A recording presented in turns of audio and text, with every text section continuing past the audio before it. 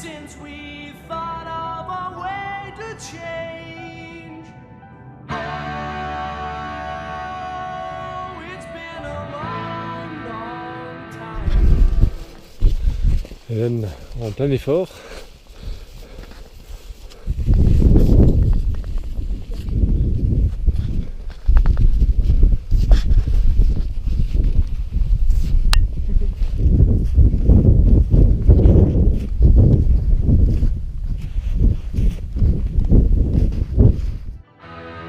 Many of us have lost our freedom in madness. The border of insanity is nearer than you think. No, it won't be so long now, so long now. No.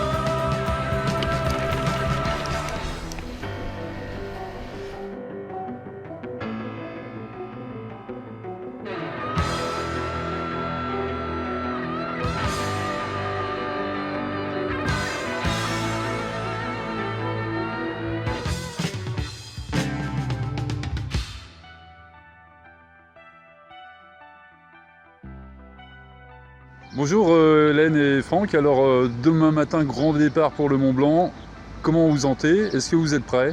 Mais oui qu'on est prêt et on se sent chaud à Saint-Gervais. Ouais, il fait très chaud, on nous annonce un isotherme 0 degré à 4500 mètres vendredi, c'est-à-dire qu'il aura gelé au Mont Blanc mais pas en dessous, donc on s'attend à brasser pas mal de neige. Sur une échelle de 1 à 10, quelles sont vos chances d'arriver au sommet? 10. Ah, on sait jamais, 8. Maintenant 10.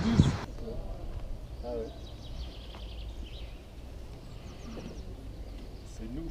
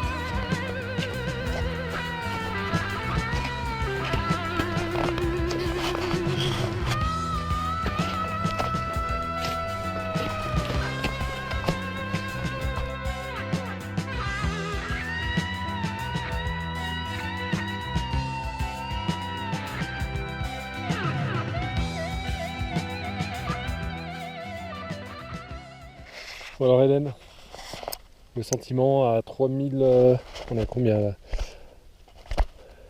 3600 mètres, ça va? Ça va, on a une belle vue. On a un super coach. Tout va bien. Qui est là? Benji. Ouais, franchement vous êtes au top, hein. C'est normal hein, là qu'on ralentisse un peu, hein. C'est un peu raide et puis on commence à arriver un peu haut. Souvent la barre 3006, 3008, elle picote un peu.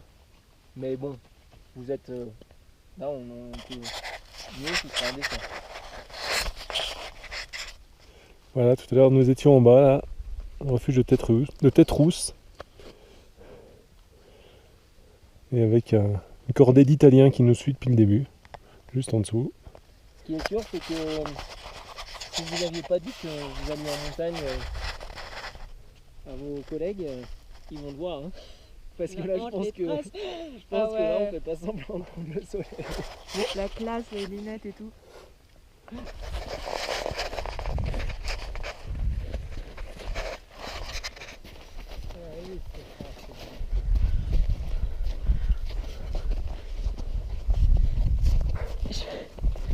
On y est.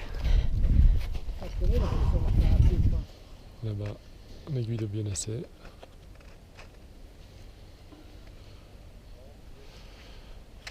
En dessous, le refuge de Tête Rousse, avec un campement de tente qu'on voit bien ici. En dessous, là-bas, la trace qu'on suivra demain pour redescendre vers le nid d'Aigle. Le soleil qui va se coucher pile en face du refuge. Là, on est sur la terrasse du refuge. Au fond, là-bas, on voit l'ancien refuge du Goûter, maintenant désaffecté, qui qui sert de refuge, de secours, au cas où il y aurait un souci sur celui-là. Si on regarde bien en bas, là, au-dessus de Tétrousse, on voit la trace qu'on a suivie pour monter. Et ensuite, on a monté le long de l'arête du goûter, là, tout là. On est arrivé par l'ancien refuge et on a pris la crête, là. Et là, on rentre dans le refuge avec la pièce où les gens versent leurs crampons, piolets, chaussures, casques, cordes. Nos chaussures à nous sont déjà prêtes pour demain. Ici, avec les crampons déjà montés sur les chaussures, les guêtres déjà montées sur les chaussures, on n'a plus qu'à sauter dedans. L'idée étant de gagner du temps pour pas avoir trop de cordées devant nous, parce que si on a une cordée devant qui avance pas, on peut pas la doubler. Donc l'idée c'est de partir plutôt avant les autres. Donc là,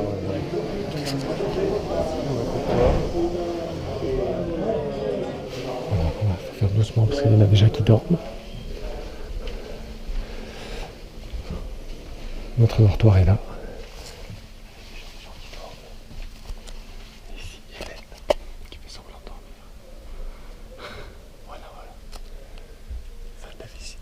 Et ben une super journée avec un temps magnifique, ciel bleu sans nuages. On a eu la neige du début jusqu'au goûter, on s'est fait plaisir, on a un super guide qui nous fait une super trace.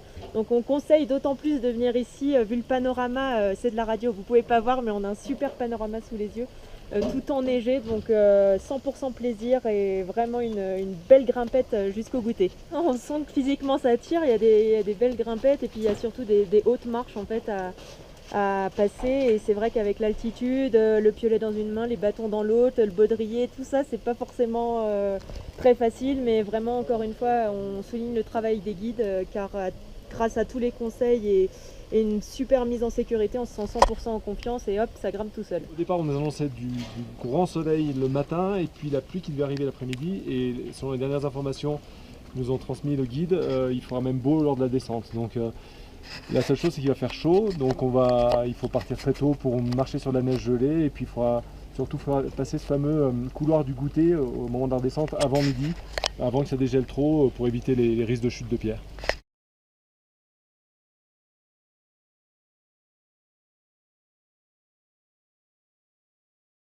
Départ à 2h30 du matin, de nuit, à la frontale, avec Hélène devant, plus de 4000 mètres, 4100 mètres, et on continue l'ascension vers le dôme du goûter, qui lui est à 4300 je crois. On voit les différentes cordées devant nous. Et aussi derrière. Alors, comment ça va? Bah, il faut manger. J'aurais même pas éteindre ma frontale. Ça y est, c'est bon. Ça grimpe. Bon, on est à 4003 presque là. Benji, pour qui c'est une promenade de santé. Bah ouais, c'est super bonne condition hein, aujourd'hui. Hein. Ouais.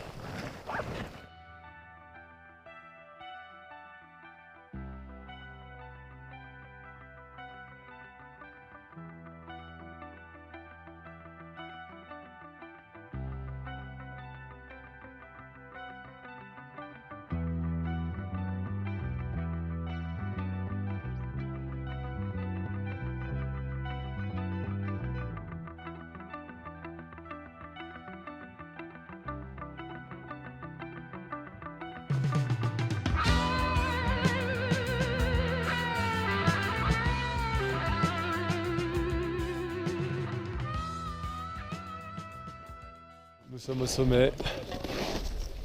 Regardez comme c'est beau. C'est juste magnifique. Magnifique. Voilà, Hélène fait des photos. Voilà. Alors, on n'est pas les seuls, hein. Il y a un petit peu de monde mais pas trop. En bas, c'est l'aiguille du Midi. Bon anniversaire, Autoroute Info. Excellent. C'est bon. Ah bah oui, en haut du toit de l'Europe, avec une vue magnifique, un lever de soleil magnifique et une ambiance tout à fait particulière. On est ravis après une une belle ascension où on est parti tôt ce matin, c'était super. Eh ben écoutez, c'est magnifique, hein. C'est un kiff énorme parce qu'on a une vue à 360 degrés avec l'aiguille du Midi, toute la chaîne du Mont Blanc. On est entouré de montagnes. On a eu presque la pleine lune sur notre droite pendant la montée, pendant qu'on avait le lever de soleil sur notre gauche. Enfin, c'est fabuleux, c'est vraiment un environnement magnifique. On a la chance de ne pas avoir trop de monde au sommet, et puis pas un pet de vent, donc super conditions, c'est magnifique quoi.